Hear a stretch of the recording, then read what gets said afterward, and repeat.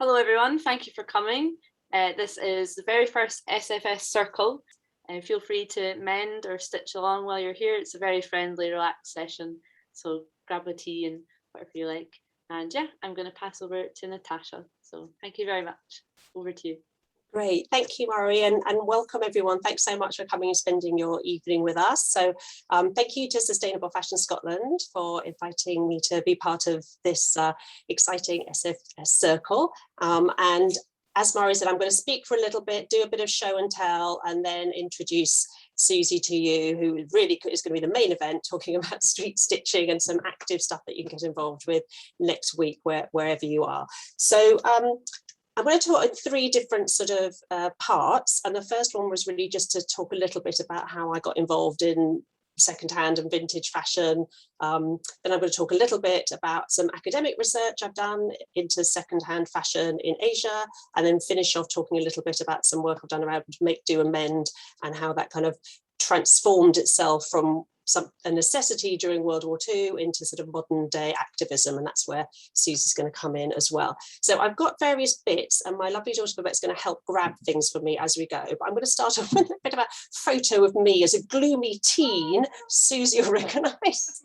I'm in a stripy sweater, and I fancied myself a bit of a mod, and I think that's one of the reasons I've really got into secondhand clothes, because when I was a teenager, we really couldn't buy the sorts of clothes that I wanted to wear, and that sweater still is with me, which may be just about to appear on screen, because my poor daughter has had it handed on to her, and it's still in fairly regular use. So this shows you that some of your secondhand finds sort of carry on forever. In 60s style that got me sort of, I suppose, into sewing was making my own clothes. And so another thing that I've sort of become a little bit of a hoarder of is secondhand dress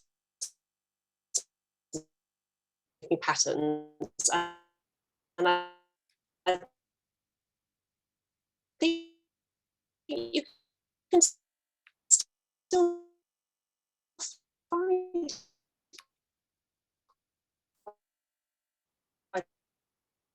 a lot. Some of the other things that I've sort of found along the way are just sort of old sewing ephemera and old bits of, you know, thread, and just really love all the packaging of old sewing stuff. And really loved this, which was if you're making your mini skirt, so it helps you mark the hem to make sure you've got your, you know, your hem straight on your mini skirt, but also some other sort of more precious looking things, like this beautiful little sewing kit that has a little thimble, and then all the threads and the needles contained in it. So I think sort of history. And one of the things as well I remember when I was quite young was my I think we had a bit of an antique shop at the end of the road, and my mum came home with this magnificent sort of trousseau, which is really beautiful little set of a sort of includes these little cami knickers with lovely bits of embroidery on them, and a beautiful gown to try and get that held up. And so I think I just got really excited about this idea of this kind of stories that secondhand clothes sort of held in them. And she, as I say, my mum, I think, got me interested in that. And another piece that my mum bought, which I actually still wear, is a 1940s coat. So I'm sure some of you will be familiar with the utility label, which they had in the Second World War, when sort of clothing was rationed and fabrics were rationed. And this is a beautiful utility wool coat. So made in the 1940s. It is actually, I've just put it out today and noticed it's a bit moth-eaten by friend moth around the hem, but it is still going many years later. I do actually kind of wear it quite regularly. Some other items that I, as my life, I guess, progressed, when my children were younger, I also really liked dressing them in secondhand things. So I dug out a couple of, we've been going through their baby things, and dug out this little dress and pant set. And then this adorable, again, this is a utility little boys set where they used to have the shorts that buttoned on to the little shirt. And I had another version of that. This is an old Viella, which actually my son wore at our wedding. That was his little suit, which is absolutely adorable. I just featured in there, so you can see the smocking on that. and you can see how the short button on to the shirt. And again, these things are sort of decades old and actually did then sort of get worn in modern times. So I think in line with the sort of trousseau, so got very interested in nice vintage underwear. And again, this is actually utility cami knickers, and you can see there's the utility sign for those of you who aren't familiar with it. I know some of you will know that. So this beautiful cami knickers, and then coming rather more up to date, probably 1970s version, there's sort of Marks and Spencer's version of the same type of garment. Another thing that I think forms just a part of my everyday wear are headscarves, and this is one that I still wear, and I think I got this probably when I was at university, and that was many moons ago, along with this one. And I've actually built up a really big collection of silk scarves that could spend the whole evening from all sorts of places. So that's a Marks and Spencer's one. This one rather beautifully as a Christian Dior silk scarf I think I bought at Premier Vision in Paris a few years ago. One of the other things that I really have a little bit of a passion with silk scarves is these sort of destination ones. So this is a really nice one, which is a map of London. And I've got a few of those, and actually I've got a couple of them framed in my bathroom of rather lovely things. Another mentioned Marks and Spencer's. This is a beautiful gown from Debenhams, but Debenhams, you can't quite see how lovely it is, but Debenhams of the past, and it's this beautiful pleated gown, the lovely bit that flicks over your shoulder, that I actually wore when I went on honeymoon, and then re-wore for my silver wedding anniversary holiday. So it's certainly done really well in that. I think, how about that? Yes, thank you. This is a bit more of a family heirloom because this is a lovely coat that my nana made. So she made this, I'm guessing in the 60s because of the shape of it, made it, wore it, and I continued to wear it. So I think, it's really nice that to have some of these things that are part of your everyday life. They're not kind of like museum pieces that you can't sort of really touch. So I do actually really enjoy wearing secondhand things. And going back to the blast from the past of my teenage years, a bit of a mod suede coat that I would have been terribly proud to be swanking around in. There, a couple of the other secondhand things. Yeah, this is quite a fun. I think it's really nice the stories you have. So this outfit, I bought this skirt in Amsterdam in a vintage store when I went for a conference in Amsterdam. I was actually talking about teaching sustainability to business students, and I bought this in Glasgow. So hooray, at a vintage sale. I think they're rather wonderful together. And when I wore them out a couple of years ago in Chinatown, I actually got accosted by someone who was Romanian who said I was like dressed as their national dress, but I do think they're rather lovely. So I think these kind of beautiful fabrics, lovely details, really unusual, and it's really nice to sort of imagine where they've come from, but then also when you wear them they remind you of those nice bits of your life. This I'm terribly pleased with. I know it's Secondhand September. This I bought in Oxfam in Manchester when I was attending a conference there. It looks much better on than it does on the hanger. It's a kilt suit. Bought it, wore it to the conference, and also wore it to New York, where I went to Condé Nast and met Anna Wintour. So this is the suit that I wore when I met Anna Wintour. So I feel very pleased with myself about that. This, again, a bit of a different mood, but from the same Nana. This has 3 parts. So it has a blouse. I mean, I think we can tell we're 70s now if we look at the size of this amazing collar. It actually, so it has this kind of shirt. It has a maxi skirt, which we can't quite see all of it, which has a lovely story to it, because when I lived in my old house, I was walking to and from school, taking the children to school, and someone who was to become one of my really close friends lived down the road in a basement, and she was in her basement, and she kept seeing my skirt going by, with some quite nice trainers, and she thought, I need to know this person. And we became friends and later had a business together. And it also has a beautiful roll neck kind of jersey sweater, which then got transformed into fancy dress for the children. So there's kind of like a whole world of family and generations going on in there. So I'm going to move a little bit into my Asia piece now, but linking together with the map scarves, because actually this is one of my lovely scarves. I was lucky enough to live in Hong Kong for a few years, and also then to visit back in Asia. Got really interested in researching secondhand and vintage in Asia, because I really wondered whether, people in different parts of the world have the same ideas about secondhand. Do secondhand stores look the same? Answer yes. Is the stock similar? Answer yes. And actually I bought that scarf on a research trip to Singapore, looking at the vintage stores there. But one of the things I got really interested in as well when I was living in Hong Kong was actually making of Chinese traditional garments. And I worked with a tailor who was from Shanghai. There's a nice photo of him there, it's a little bit blurry. And I went and had classes with him, learning all the techniques of making qipao. And so I think it's a really lovely thing to do, to understand sort of, I suppose, what we might call material culture, to actually go and study with someone who is a crafts person in that area.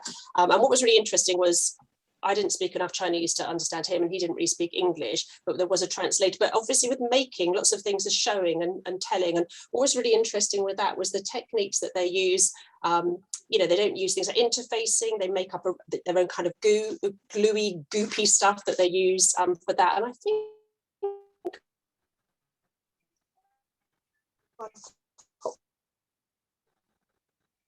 but I did have a little nice tailor's. We made these, which are your chalk markers. You saw this magnificent version, and this was the kind of Shanghai tailor version. So this is a little bag made of scraps full of chalk that you then pull the thread through and whip it across your fabric to mark it up. So again, a really nice sort of memory, and a really, we're not on to make, do and mend yet, but a real make, do and mend thick piece, because they're all made from little scraps. And yeah, I will have that blouse. One of the things as well, I was traveling in Shanghai in about 2014, and I was really interested to see how vintage was there. And when I went to the stores, they all looked exactly like a vintage store you'd see anywhere in the world. And most of the stock was actually American, it was from Europe or sourced from Japan, and really similar pieces. But I found this beautiful blouse that was actually made in Shanghai. And the woman Julia in the store said it was quite unusual, and actually at that time people weren't really interested in buying, Chinese people weren't interested in buying Chinese vintage clothing. Anyway, I snapped that up and snaffled that up.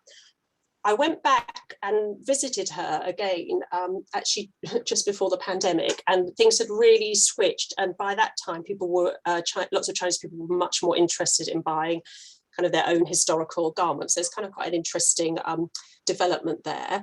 But actually this piece here, which is a beautiful Chinese piece, was actually bought in the States. So I think it's kind of really interesting how you get these, oh, seem to have got a very funny colour. Sorry everyone, I just got jaundice.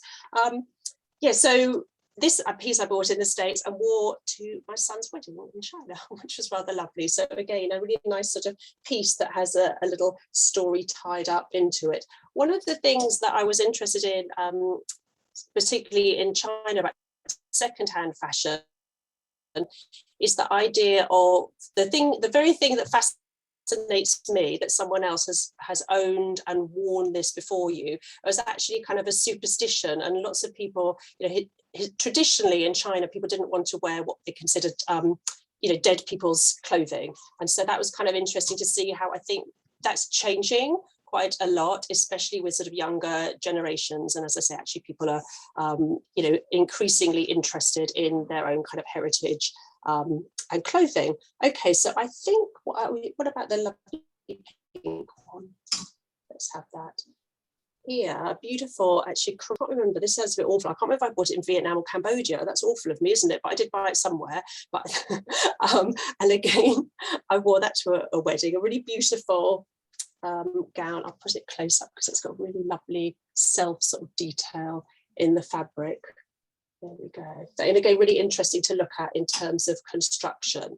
So I think what I'll do now is move on to the next stage, and I will start with this. So I've showed you that little scrapbook that I found before, and in it, it had this article, which was obviously from a contemporary newspaper, showing you how to use parachute panels and cut up and make them into cami knickers, pretty much like we saw before. And I got really fascinated, you know, when I saw this, and just the absolute ingenuity of people from the past, you know, reusing materials. It's something I got really interested in when I was, you know, studying fashion quite a long time ago. And again, with my sort of collection of sewing books, looking through and seeing all the sort of, this is, you know, jazz up your outfit by making some ribbon accessories if you're bored of wearing the same thing, sort of, you know,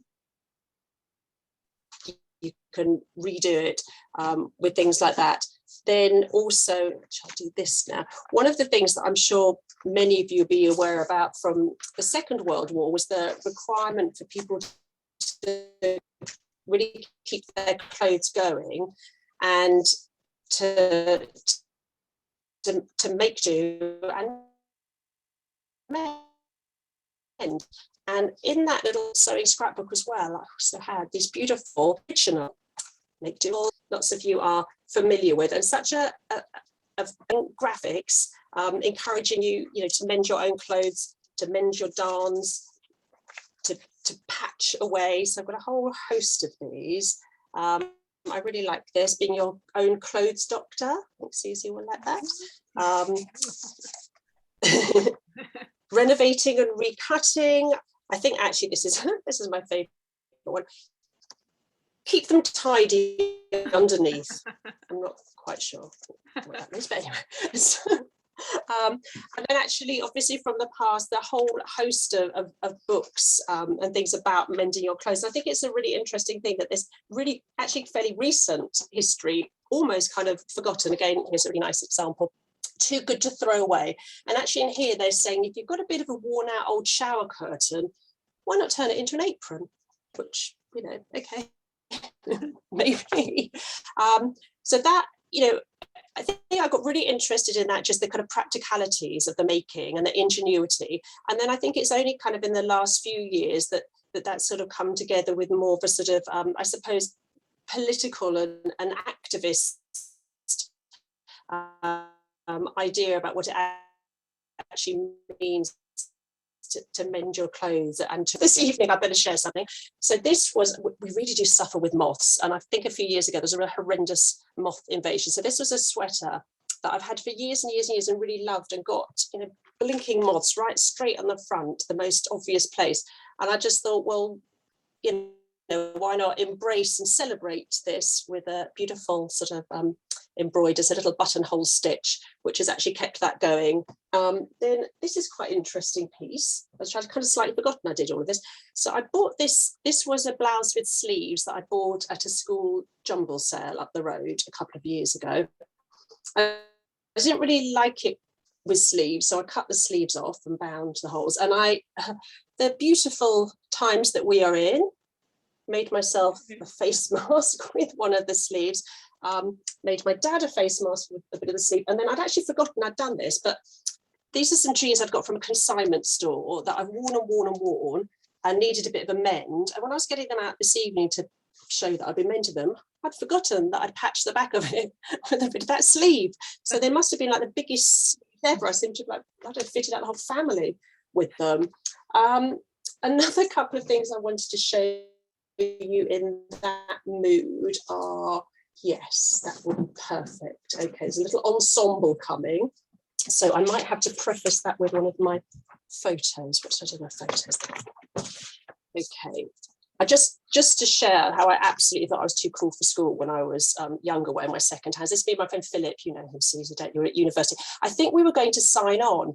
I thought I was Grace Kelly, but anyway, that's what we were doing. Little another more second-hand clothes, me and my hubby, and this lovely jacket here, definitely too cool for school. I think that's me in my final, getting ready for finals. And here is the jacket, beautiful World War II light jacket. And then I put it together with this, because this brings us right up to date, a Christopher Rayburn skirt made out of parachutey sort of materially stuff. And then I was really lucky enough to get a beautiful bag for Christmas, which I'm sure some of you will know the brand Elvis and Cressy. This bag is made out of old fire hose, so it's very good, you know, make, do, amend and rewear.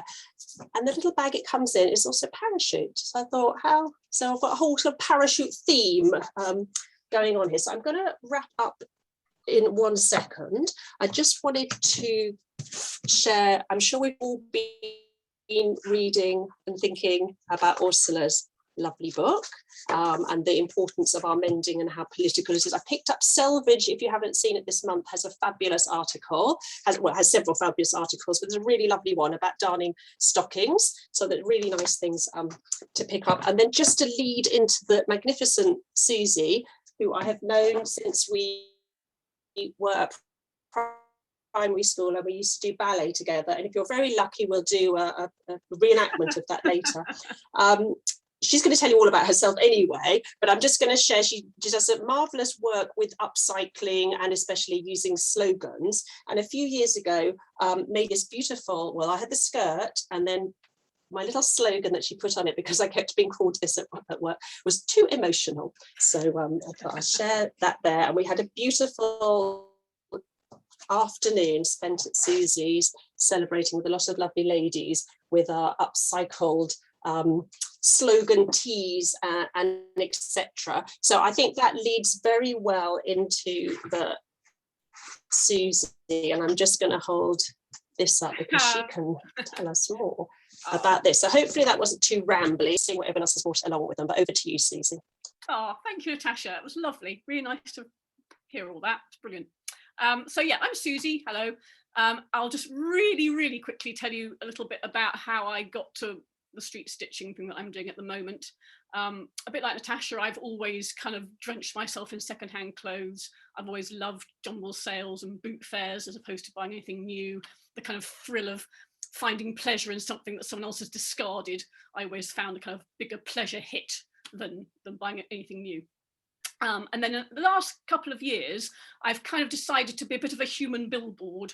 Things were kind of annoying me in the world, and because I print anyway, I thought, right, I'll just start printing over some of my clothes and words or thoughts that kind of are a response to things going on. So, for instance, it always really irritates me that escalators talk to me and tell me to be careful. I can't stand it. I can't bear machinery telling me to look after myself. So I made this skirt, or this dress rather, I don't know if you can see it. Oh, wait 1 minute. It says, let go of the handrail. Nothing bad will happen. And I would stand at the bottom of escalators telling people to let go. It's all right. We're all adults. Nothing bad's going to go on. And another thing that would concern me once I kind of hit 50 was all the kind of pejorative words used to describe older women. There are a lot of them, and men don't seem to suffer from that. So we're kind of hags and crones and bints and harridans and fishwives. And I thought maybe it'd be a nice idea to actually celebrate these words and kind of own them again, rather than sort of make them marginalising. So I think I'm wearing a hag today. I don't know if you can see that. Can anyone see hag? So yeah, I thought I'd just jolly them up, and I kind of invited people to give me their secondhand clothes to print these sort of words onto. And I really kind of liked the idea that they were old clothes and we were old, and it was all kind of a lovely celebration of being old. And that's actually where Toshi had her lovely, sorry, Natasha, had her lovely Too Emotional skirt made, was at a hag day where people would come to get their clothes all hagged up over tea and cake. And we did a couple of those. Unfortunately, lockdown kind of brought a slight end to that, but hopefully they'll start up again. And then sort of following on from that, I just decided to open a thing called the Clothing Hospital, which is exactly that. It's where people can send me their old clothes and I will try to embellish them or sort of fruv them up again and make them sort of loved again, and basically sort of people's inner voices on their clothes, so people can kind of wear their thoughts, wear their attitude on the outside of their clothes, either in pictures or in words. At the moment, that's still kind of part of my online shop, but I'm hoping next year to actually make that into a physical thing and drive around and park myself in high streets to be a sort of contrast to just buying something new. You can come in and have something fixed. I make quite a lot of patches and things, because I think, like Natasha was saying, this whole idea of sort of embellishing mistakes is sort of rather lovely. So I make moth patches to cover moth holes. I don't know if you can see that. So in the end, the moths kind of design your clothes for you. And there's little kind of pointer patches as well. So if you've got a stain or a mark, you can just point to it and make it really, really obvious, so people think it was always intentional in the first place. So quite a lot of things like that. And then the sort of rather nice little old and loved to death, a kind of, a badge of honor to wear over things that are nice and old. And one other little thought was just when I give things back to charity shops, and again, this ties in actually something with what Natasha was saying about the stories in our clothes. I try to actually write out the story of the thing I'm giving back. So kind of where I found it, the pleasure I got from wearing it, and then kind of why I'm having to pass it on, and just to kind of look after it and have fun with it. And I just thought, if charity shops were filled with the stories of all our clothes all tagged to them, it would just be such a kind of wonderful reading room. So it was just a thought people might want to do that. But really the reason I'm here this evening, I guess, is to talk about street stitching, which was something that kind of came to me at the beginning of this year. I'd only actually just started to learn how to do visible mending. I've always mended up until now by printing over holes or errors. And so mending with stitching was something really new to me. And I was sitting there sewing, and I was listening to an interview, funnily enough, by Ursula de Castro, who was talking about her new book, Loved Clothes Last. And she happened to mention that a lot of sort of fast fashion items actually have this really bad reputation as being sort of very disposable and throwaway, largely due to people like her who dismiss them as cheap tat. But actually, they could last a really long time if we looked after them. And I thought, oh, well, maybe then I'll just sit outside Primark with some Primark leggings and sew them up and see what happens. So I went and sat outside Primark in Oxford Street, and I had a banner that said, "Stitch it, don't ditch it." And I sat there and I sewed up my leggings. And I suppose it was a little bit like if an artist puts an easel on the street, they're not really kind of asking for people's attention, but people just start to kind of look and see what they're doing. And people kind of nosy, and they wanted to know what I was up to. And I said, well, I'm just mending my clothes. And it sort of led to a few conversations, and it made me feel sort of really nicely empowered in a way that I was really relaxed because I was sewing, and we all know how relaxing sewing is, but also it was a sort of, I was quite stimulated by the fact I was outside doing it and speaking to people. It was sort of a really nice experience, and got some conversations going. So I thought, I want to do that again. So I kind of posted on Instagram. I said, I'm going to do this again. Would anyone like to join me? And seriously expected about 3 people to go, yeah, okay, Suze, I'll do that. But in fact, the response was kind of overwhelming, and people from so many cities and actually so many countries responded to said, yeah, we'll do that. That sounds brilliant. When are you doing it? We'll do it at the same time, well, not the same place. We'll do it in all these different countries and cities on the same day at the same time. And because of COVID, it worked out really well, because we all had to sort of be in lines down the centre of, sort of pedestrianised high streets, out of the way of people. We didn't want to block anyone or be in anybody's way. We were all sort of socially distanced, 2 meters apart. Everyone had their own chair. Everyone had made their own little chair banner saying "Stitch it, don't ditch it." So there were no placards or anything else. It was like, it wasn't a protest, it was an encouragement. It was just like a way of bringing a sort of bit of meditative and repairing peace to areas of fast fashion. And it was sort of incredibly successful in that respect, that I think it sort of drew a lot of people's attention. Everyone had a QR code, which led to online resources for things they could do to sort of mend buttons or turn a hem or fix their stuff up. So no one that was sewing really had to talk very much. They could just give out these codes, which people could just take on their phone. So there were no leaflets or anything like that. So we all sat there, same time in all our different countries and cities. And then all the kind of beautiful images came back in on Instagram of everyone's street banners and all the kind of lovely things that they'd been making. And it was kind of very, very moving, really. It was really nice. We did it on June the 15th, I think it was, to tie in with Circular Economy Week. And we're doing it again next week to tie in with Sustainable Fashion Week. And there's certainly a lot of them going on the 14th of September, but really they're kind of running all week. And they are, I think, about 50 or 60 cities now within the UK, and about 13 countries are now running it. And I'm delighted to report that we have a line of stitchers down Fifth Avenue, which makes me really, really happy for some reason. But we've got Mexico City, we've got France, Spain, Portugal, USA, other areas in the USA, Australia, anyway, a lot of places anyway, and pretty much most places covered in the UK. So if anybody would like to join in and just take their mending outside onto the street and join a line, it would be brilliant. More people the better. There's no kind of, any gender, any age, any skill.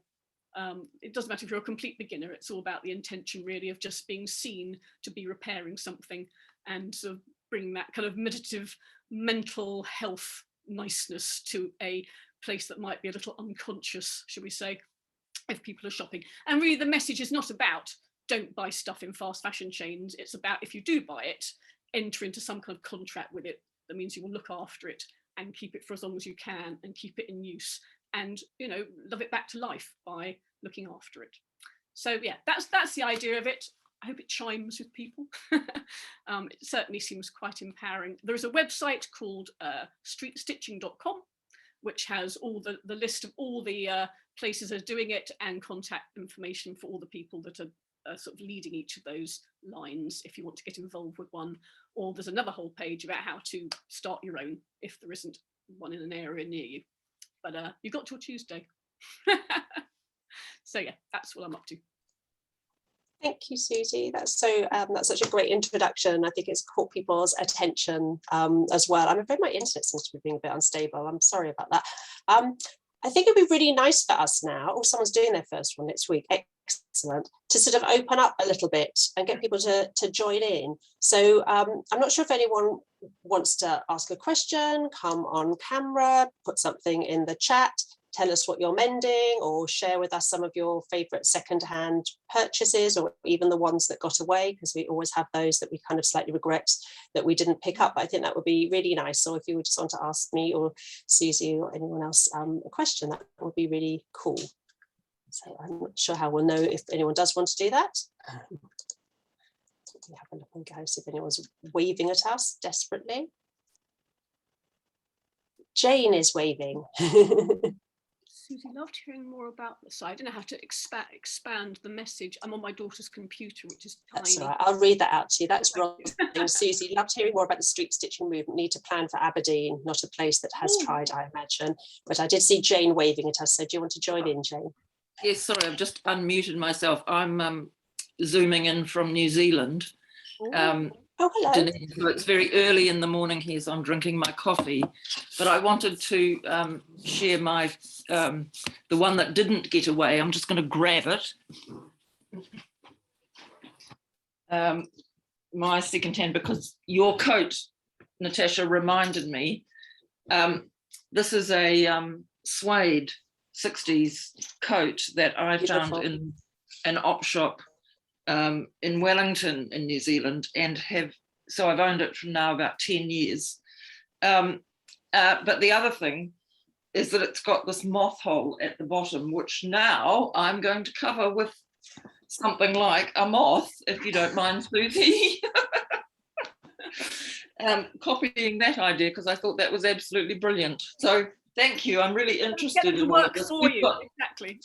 Yeah, we've got quite a movement here in Dunedin, run by a couple of my younger friends, called Stitch Kitchen, where they're empowering people to do all sorts of making and mending, and have public mending events, which is fantastic too.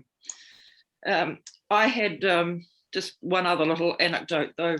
I'm an honorary curator at a museum here, and for me, op shopping has been a more recent thing, because once upon a time I wore a scarf I bought in an op shop somewhere, and somebody accused me of taking something from the collection, and I thought, oh, whoops, that's a bit, yeah, it was a nasty experience, and so that put me off for quite a long time.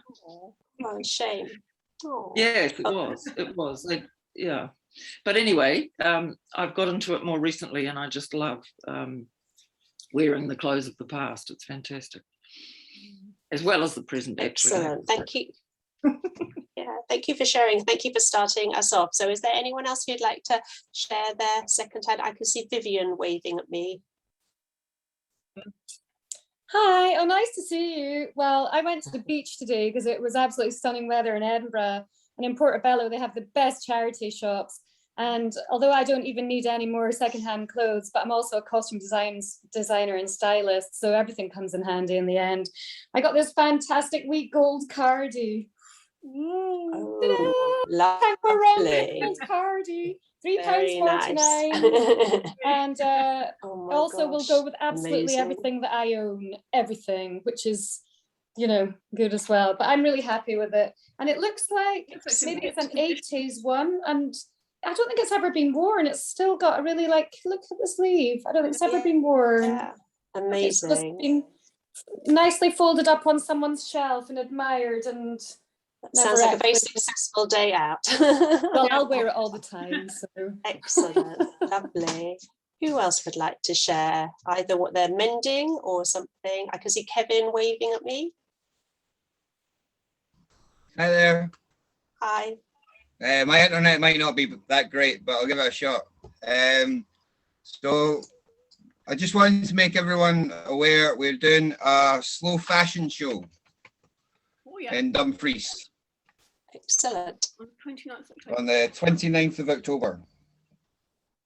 Cool. So you're more than welcome. Thank you. We've been doing, so we've got some tartan. Got some tartan offcuts, and we're making patches for recycled t-shirts. Oh, great. Nice. So that's us. Thank you very much.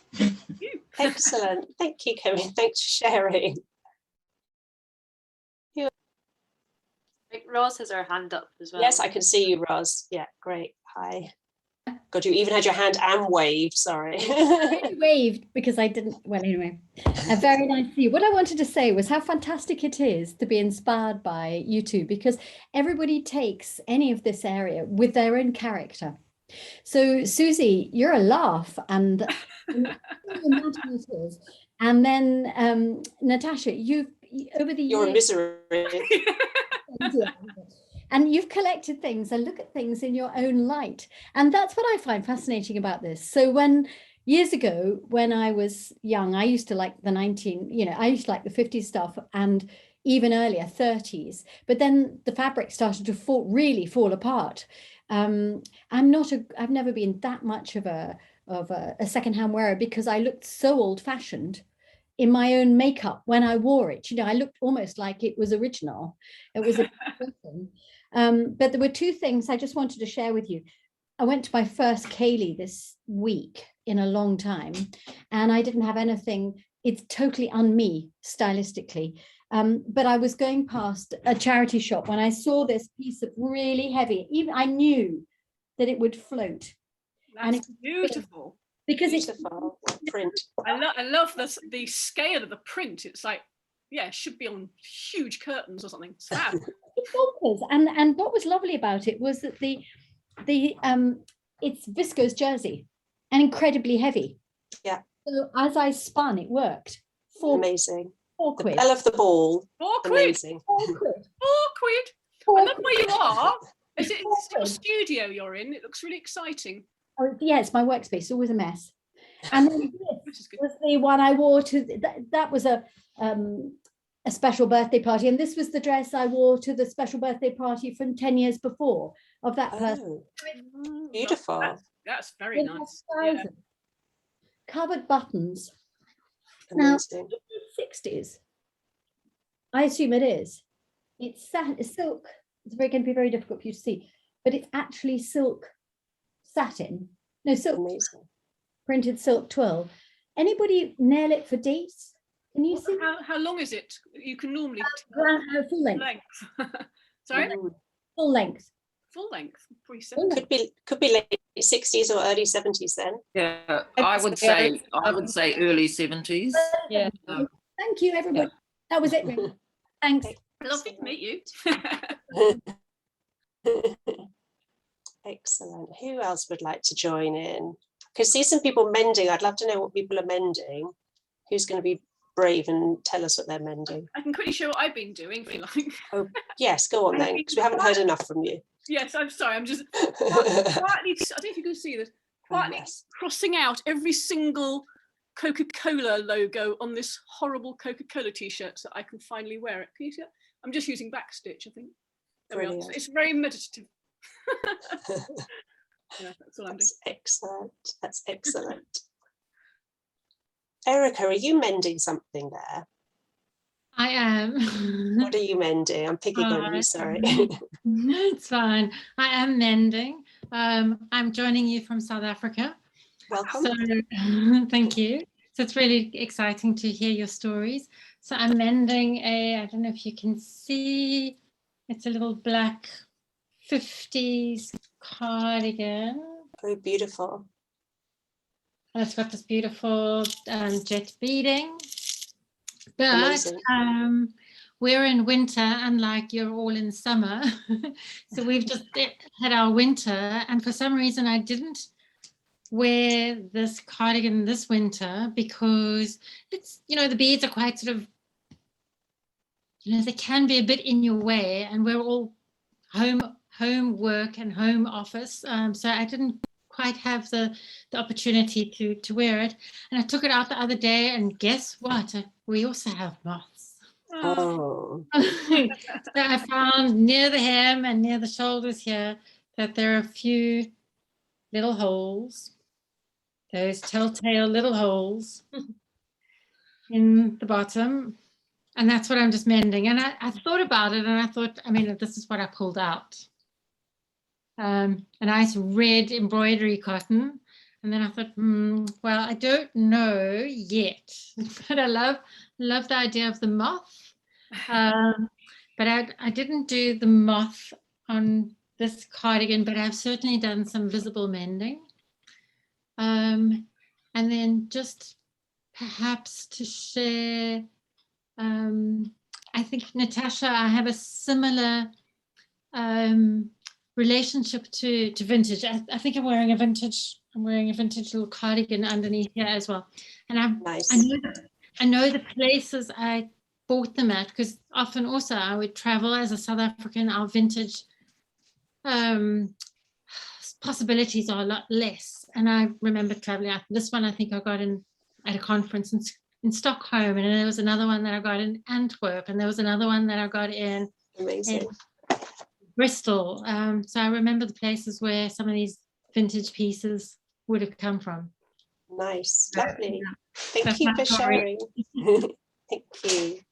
Sounds great. Now I'm sure I spied someone else doing some mending. Halle, you're waving at us. Hi, Halle. Hi. Hi. Thank you so much for that wonderful session. I want to show a Fascinator hat, which I wore. It's got 2 sheep on it. Beautiful. And it's made out of tweed. And I've got lots of hats here. I didn't know how many you wanted me to share, but I've got quite a few. So, and just like everybody else, I had some moth situation, and there are like 2 little holes on the side next to the sheep. So I don't know if I should actually add other animals, maybe trees, or actually go 3-dimensional and add a whole robin. Oh, yeah. I rescued the robin from a skip, and it was actually on a Christmas tree. So I usually, I love skips. I love looking inside skips and rescuing things that people throw away, or or actually, I was even thinking of maybe putting a rattle, a baby rattle. That would be good. So to warn us when you're coming. Yeah. So excellent. Yeah, but I just like everybody else, I had a lot of moths, and they ate a lot of my hats. And I've got this Vivienne Westwood 1980s Amazing. hat, and it's got a tiny little hole next to the logo. So I'm open to suggestions, leaving it. Does it give character to the hat? Or, I don't know. I have no idea. But anyway, I love hats. I collect them. And I didn't think anybody else was sharing hats, so I thought I'll step in and talk about hats. Yes, I like that. Absolutely. Yeah, Thank you, Helen. And I've got quite a few, kind of treasured hats. So, I can share with anyone who's interested in hats. Amazing. While we're on accessories, I might just jump back in, but I can see you, Sonia and Jackie. We're coming to you in a second. I was going to also share, when I got married, we didn't have very much money, and I also love secondhand things and bargains. I got some beautiful satin shoes from a school jumble sale, and dyed them to match my wedding dress that was lilac, so that was quite a good bit of make do and mending there as well. So Sonia, why don't you tell us what you're up to? I noticed you right at the beginning mending or something. Yeah, well, actually today's quite boring. I'm just doing my daughter's brownie camp blanket, just putting some badges on that needed to be done. Excellent.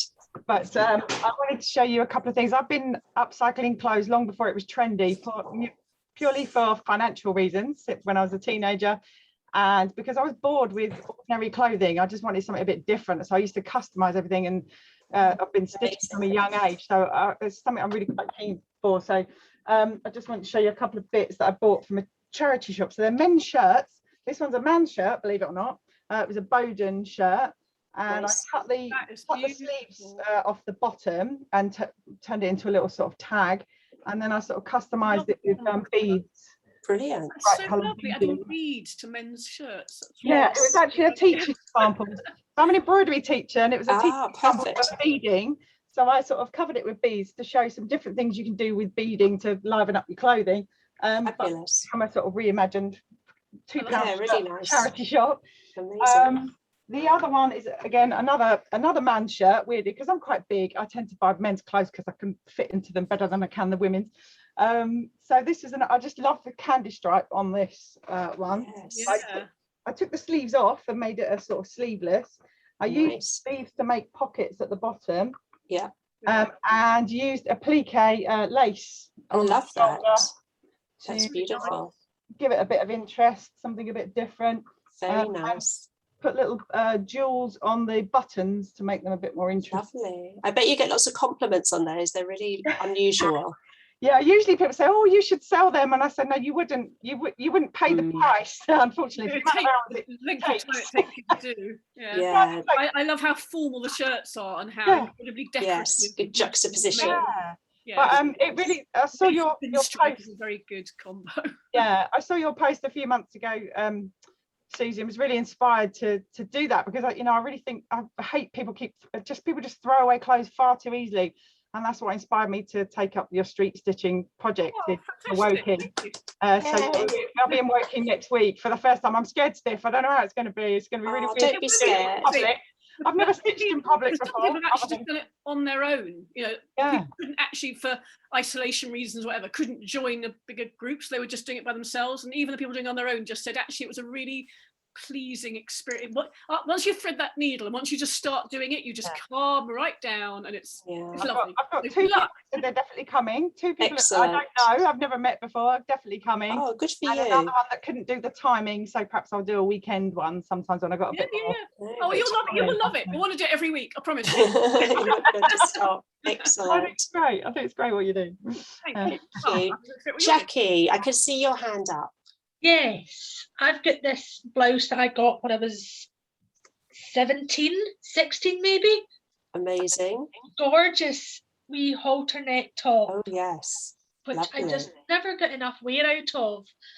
And obviously when I was 16 or 17, I don't fit it anymore. It's funny how that happens. Strange, isn't it?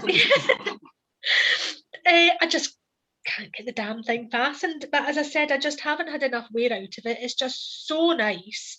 So what I would like to do is it was lovely fabric that I found. It's such a similar colour to the blouse itself, but I don't know if you can see the pattern on it at all. I can't, sorry. Oh, it looks a bit sparkly.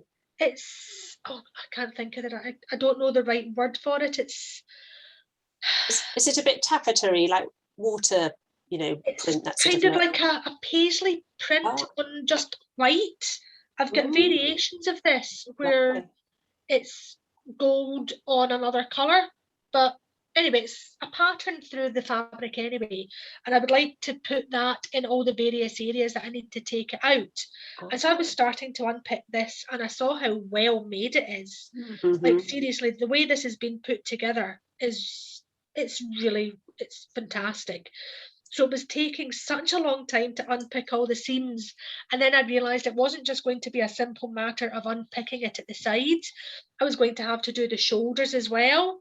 And that's beyond my capabilities. So the poor thing has just been lying on a table for months. I think I will have to take it to someone for them to do it for me, because for what I'm wanting to do, although it sounds easy enough, I don't have the skills to be able to unpick it and put it back together. Yeah, well, maybe someone else on the call will be able to advise you on that. But yeah, it's sometimes harder to remake something than it is to go from scratch, isn't it? Yeah, and people had said, why don't you just buy a new one? And said, well, that kind of defeats the purpose. Yeah, no, good for you for persevering. And it's really nice also to have something that you still really like, that you want to wear. I do. I've got so many things from when I was much younger that I've always really liked. Yeah. And it's interesting how you're saying how well it was made, because I think that's one of the big changes, isn't it, recently? That's the same with all of the kind of pieces from the 40s that I have. They're so, well constructed. It is. It's so just really well cut, and all the sort of linings and interfacings and things like that, especially in the tailoring. And I think that's why they last so well, which is exacerbates the problem that we have, I guess, with modern clothing that actually isn't terribly well made. So then, as it goes through its life cycle, it kind of breaks down much sooner. So that is, really noticeable. But thank you for sharing that. I might pick on you, Emma. Can I pick on you, Emma? Do you want to tell us what? Yes, you, Emma. Hi, nice to see you. Hello, Natasha. Hi, Emma was one of my lecturer. Yay. Hey. All those many years ago. Yes. And I know you've been doing lots of exciting things, haven't you, with remaking clothes for quite a while. I have been. I mean, I can echo lots of what everybody's saying. I first started in my teens in the 80s because I wanted something different to wear. And I'm doing an MA at the moment where I'm studying object histories and the stories that go along with our clothes. And I think, and I'm trying to get a bit of a movement going here in Liverpool. I was just busy trying to see if there was a street stitching going on. I may have to just go and pretty sure there in Liverpool, yeah. Is that right? Well, I'll try and track that down and see where it is, and I'll try and join them. But I think what's coming across today and what I've been trying to kind of, I think it's a fantastic opportunity to have original, unique clothes. So yes, it's the right thing to do for sustainability and ethical reasons, but it's kind of, it's just a lovely way of finding something unique. I do a lot of, I do sort of borrow and sashiko type sort of mending. This is the underneath of a jumper.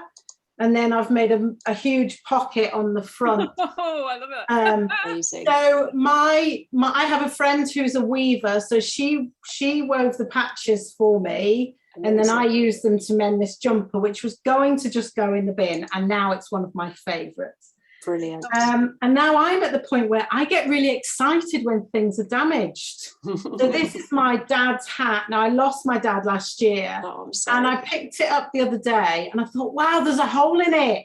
Amazing, I can mend it, and I can make it something special and something unique. Yay, so we've got more hats on the call, Halle.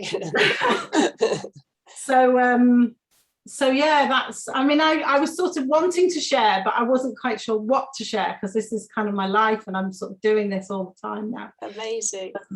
So it's lovely to hear from everybody. Yeah, thank you, Emma. And thank you, Halle, for modelling another hat. And Azadam, so I think you've been waving at me, but my internet's been playing up. So please do join in. Nice to see you. We have such a nice international call. We need to check out all the countries we're meeting people from. Yes, I'm meeting you. I'm joining you from Niagara Falls in Canada.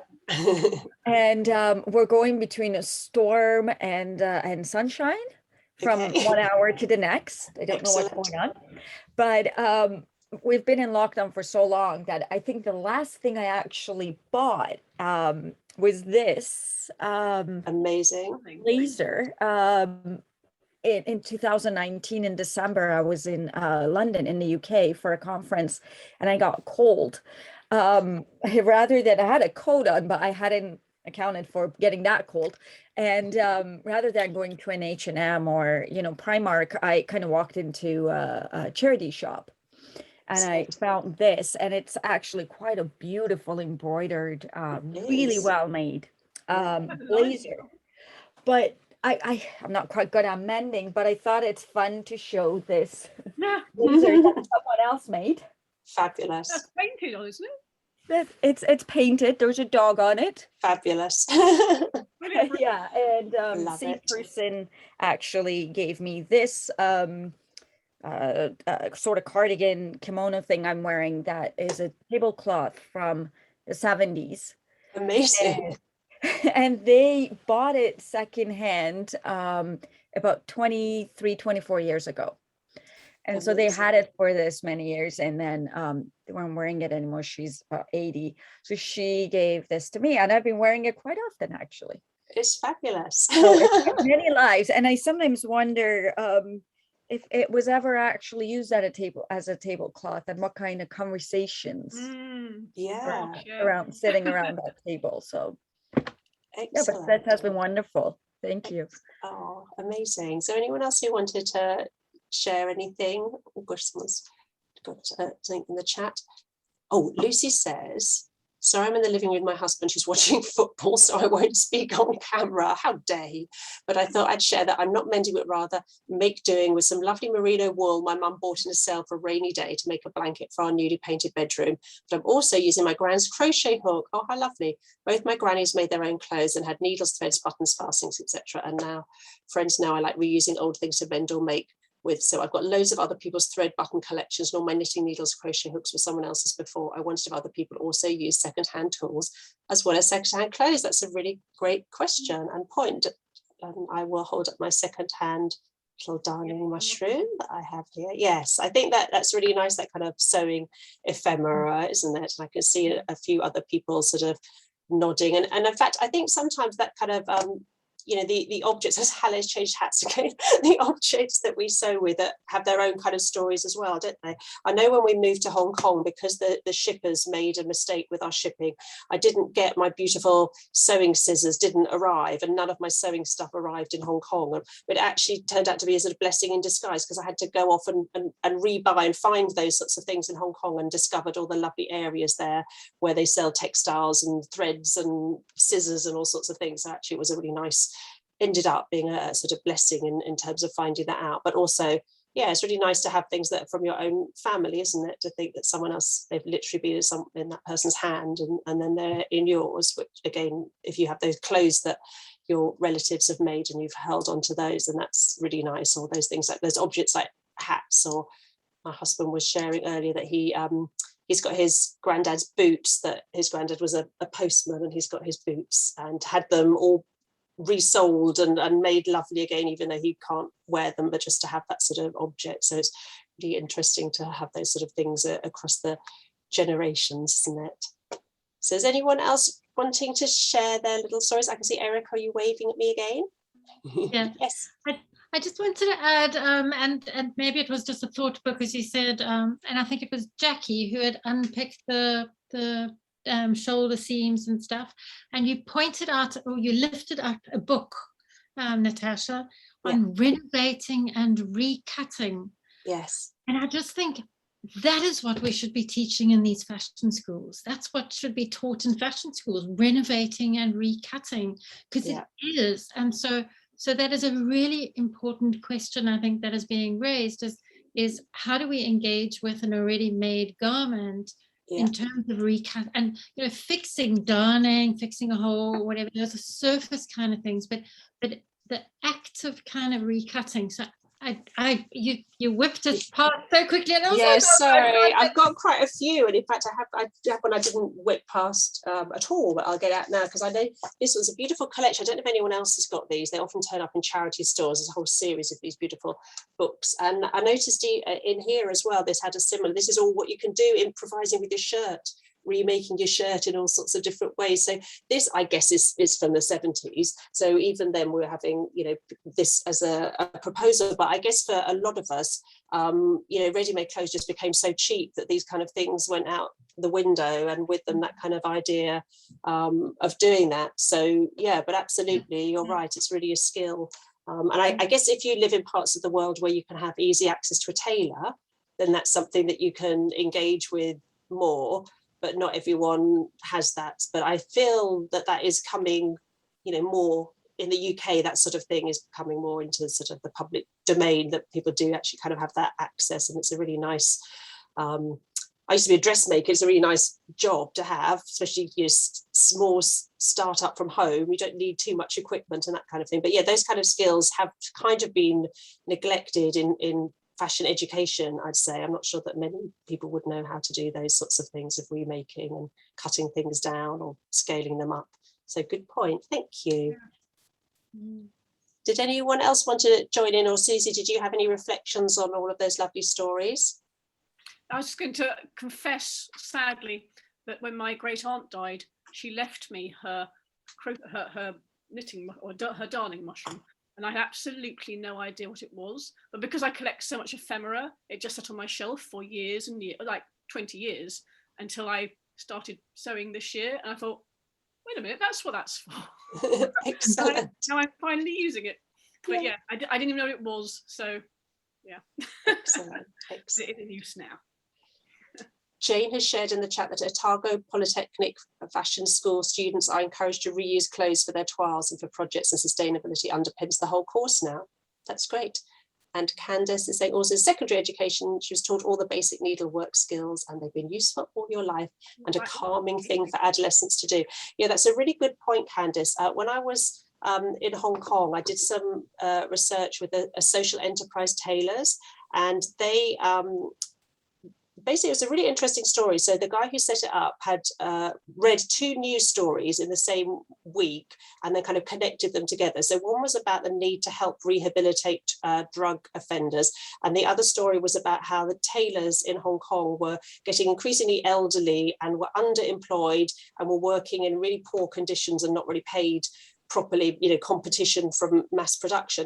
And so he decided to found a social enterprise tailors, and he scooped all the aging tailors together, put them in a beautiful studio, encourage people to come as apprentices, but also use the tailors to teach some very basic hand stitching skills as you do in tailoring, because I think he knew a bit about rehabilitation, knew that kind of sitting still and doing a kind of slow, simple, repetitive thing is very calming. So that was a really, you know, that was the kind of kernel at the center of that sort of business idea, which is, yeah, really nice. And I think that actually translates to the street stitching, which, as you said, when you're sitting calmly sewing a button on or doing something, it is quite a meditative, you know, activity to do. It does really slow you down, even if you're doing that out in public. You're focused in on quite a small area while you do that. And I think one of the things, I'm sure Suzi, you've got more to share, but when I took part in the street stitching that we did, a lot of people wanted to come and share their stories, didn't they, of their clothing, either pieces that they kind of remember, so, you know, saying, oh, I remember someone making this for me, or I remember someone mending such and such, or just, you know, their own experiences making and mending. So it was a really nice kind of, we're building a bit of community around that as well. So also, you know, it wasn't, nobody was aggressive in any sense or questioning. People were really fascinated, but also then wanted to share their stories about their clothes. I do think, you know, we're not the first people to discover this, but clothes do have these deep sort of meanings and these kind of emotional attachments and stories to them. So, but yeah, I'm sure you've got more exciting things to say about that. No, not at all.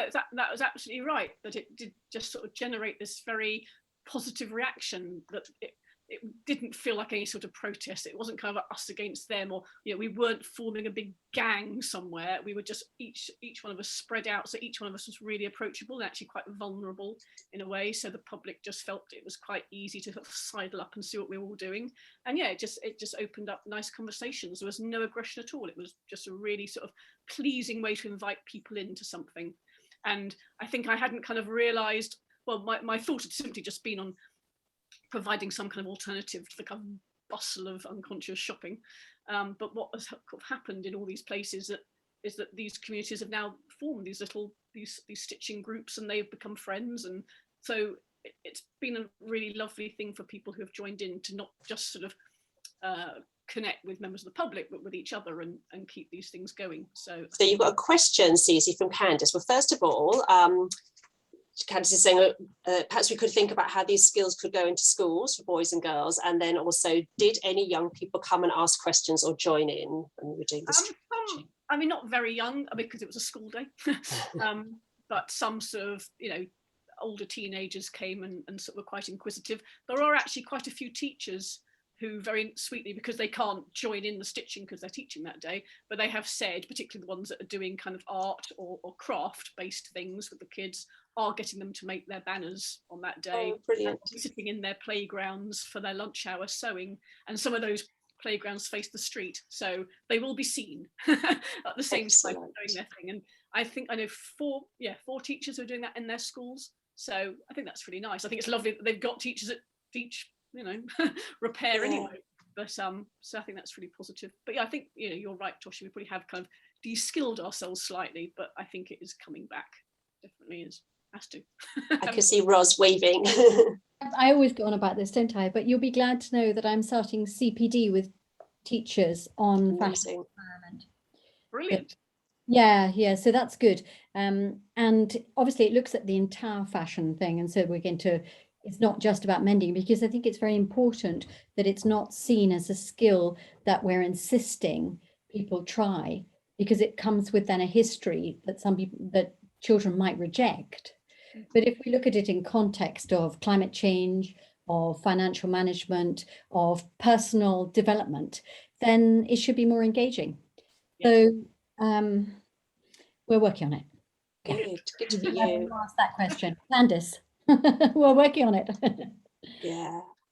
I mean, I know. It's really interesting if you read the article in Selvage that's about darning stockings, and then that being a kind of sign of, I suppose, your sophistication, or you've reached a level of capability or something. That's how you're judged. Whereas now that wouldn't necessarily be a thing. And sadly, I think it's quite gendered, that lots of these skills and crafts are sort of looked down on a little bit if they're associated with being a female thing, unfortunately. Maria, I can see your hand is up. Hi, thanks. I forgot, I couldn't think of something to bring, and I just realised I wore them today. But I also just wanted to say Ros has been really modest, and she's doing really amazing work, and she should shout out about our website, Repair What You Wear. So I'll do it for her. But maybe you can pop in the chat as well. But yeah, I realise I'm really dark now too, but you can't really see them. It's just it's a pair of denim shorts. Excellent. And they're really high waist. Maybe I can hold up. They've got poppers at the front. And then at the back, there's like just a little crisscross that I quite like. And they have really deep pockets, which is always nice because, there's never big enough pockets. But I got them in Toronto when I did my study abroad there in 2017. And I went over in the end of August and thinking it was going to be like autumn, and there was a massive heat wave and I hadn't brought any shorts with me. So I went to a secondhand vintage shop and bought these. I just had to get something. But yeah, I just really like them. And I also then ripped a hole in the crotch. So I managed to, they were the first thing I mended on a sewing machine, because Cass, who runs the Stitchery studio in Glasgow, taught me how to do it. So I went through and we worked together on stuff. So yeah, it's like a nice, I really like them. So I'm planning to keep them for a while. And I think I've had jeans before because it looks like they've been sliced. So yeah, I like how you and Azade's stories mirror each other. Azadeh, you came to London and you came to the UK and bought your secondhand, and Mara, you went to Canada and bought yours. Yeah, excellent. Oh, nice. Anyone else waving or keen to share? I can't quite. Oh, Halle, yes. Just a little question. I just mentioned to Ros that maybe, kind of there should be a channel, kind of like showing little mini videos of how to do things. My brother is 30, and for the first time, he had to look at a YouTube video to sew a button. And I was slightly shocked that he had to do that. But actually, how many other young men and other women and everybody else are out there where, I don't know, the zip goes or something kind of like, goes in the middle of your lectures and they don't know how to do. And, thank you. Yeah. Yeah, no, that's a really good point. It reminds me when I was teaching in Toulouse a couple of years ago, I was teaching a responsible business elective for a week, and I was talking about clothes waste and saying that lots of clothes get thrown away because people don't know how to mend them, just as you say. So if a button comes off, people might throw them away. So then I just asked the class, oh, who knows how to sew on a button? And 2 or 3 people did, but actually the majority didn't. So then I made it one of our assessments for the week, so that by the end of the week, I taught everyone how to sew on a button. And in fact, when I was years ago wondering about whether I'd become a teacher or not, I asked where I studied fashion if I could have a little go, and they said yes, you could. We're doing buttons and buttonholes. So I spent I don't know how long preparing the world's best prepared class on how to sew on a button and the history of buttons and buttonholes and everything.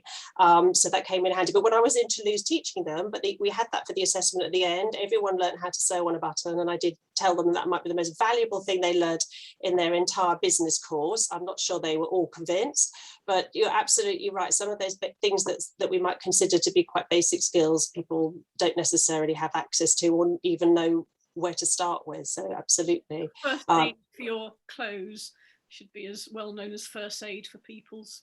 Absolutely. Yeah, so Ros has got excellent resources, and Susie, you've created a little wakelet, haven't you, which is you have a QR code to on your. It all kind of came from YouTube, but there's a 1,000,000,001 films out there on pretty much anything you could possibly wish for, which is great. So I just grabbed about 40 or 50 of them and stuck them all on Wakelet.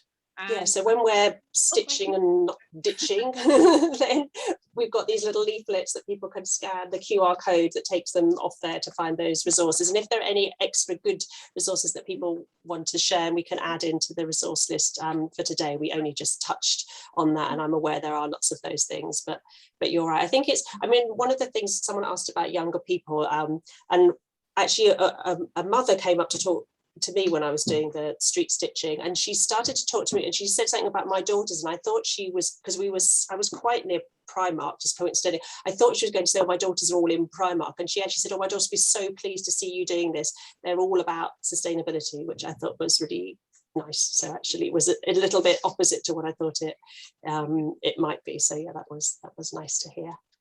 Excellent. So I see there's a couple of comments that are really big bugs just flown in the door. I can see Erica said she enjoyed it, which is great. And Ros, you've put in Repair What You Wear does have a YouTube channel with lots of videos, including buttons, yes, and quite a lot of men use them and you get good feedback, hooray. And Jackie says, I had to sew buttons on a shirt or a coat for a guy at work a few years ago. That's funny. I hope you got a pay rise, a promotion, a commendation or a medal or something for doing that, Jackie. Or you should have sewn them on with one strand of thread, so the second they did them up, they whipped off. Oh, I do remember actually in Bromley. Oh, Lucy says she's done that too, sorry. No, we were near a fruit and veg stand, weren't we? And yes. So I don't know who it was nearest the fruit and veg seller. But he came over and said, what the hell are you doing? What are you doing? He said, oh, we're just sewing our clothes. He went, oh, good, I've got a jacket. And she sat and sewed the buttons on his jacket for him while he was selling his veg. And I think she got a couple of strawberries out of it. Brilliant. So, I'd have insisted on a pineapple for that, I think. Or an avocado, maybe. Excellent. Oh, no, that's really cool. Yeah, so Lucy says she's also done that. Is there anyone who hasn't sewn mended things for people at work on call? Excellent. Now, I know before too many people disappear, we did want to do a group photo, didn't we, with our favourite secondhand finds. So if you want to do that, shall we all come on camera with them? Let me grab one of mine. Just have a leopard coat. That's a nice one. So much like that. Do you want to join in as well, perhaps, because you've come in the photo? Sure. Yay. Sure. Okay, and then I'm not sure who's taking the photo. Lisa's going to do it. So everyone hold up their items when you're ready. Excellent. Jackie's getting hers up. 3. I can do a second one just quickly. Well done. Excellent. Thank you so much. Do you want me to take one of you and we can Photoshop you into that one? Yes. Do you want Lisa to? Lisa, go on, you do run yourself and I'll Photoshop you in after. Everyone watch Lisa. If you're doing Photoshop, can you make us all look better? I got it, don't worry. Excellent. Oh. We also have a quick feedback form before you all go. It's just a couple of questions, so it would be great if you can reply to that one. I'm just putting it out on the chat right now. Brilliant. Well, it's been really, really fun. I know we're getting towards the end. So Suzi, why don't you put your Instagram in the chat, and I'll, if you can, or I can do you otherwise. You can find me on Twitter and Instagram there. And then if people are interested in the street stitching, as Suzi said, there's one next Tuesday, but it really is something that you can pop up and do at will. And I think, Suzi, you've got sort of instructions, haven't you, for people? Rosa saying, thank you for a lovely session. Need to leave. Happy mending. Excellent. Yeah, so Suzi has some sort of, not exactly do's and don'ts, but some instructions if people want to set. Oh, there are do's and don'ts. Are there more don'ts than do's? What do you think? No, thank you, Azadeh. It was so nice to see you.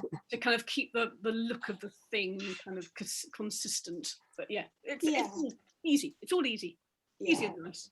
No, Candice, I think if she's still here, we're going to join you in Bromley next week, and then we're going to have a go at another date on campus in Fashion Street in London, probably a bit closer to COP26 to make a bit of a point about that. Definitely around there. Yeah, you need to randomly find someone to sew a button for.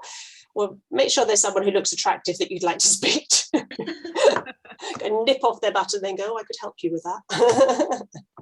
Excellent. Well, I've had a really fun evening as well. So it's been really nice to connect with everyone and see some new faces and some old faces, as in friendly, nice faces, not old faces. Familiar. Yes, that's the word. It has been quite a long day, isn't it?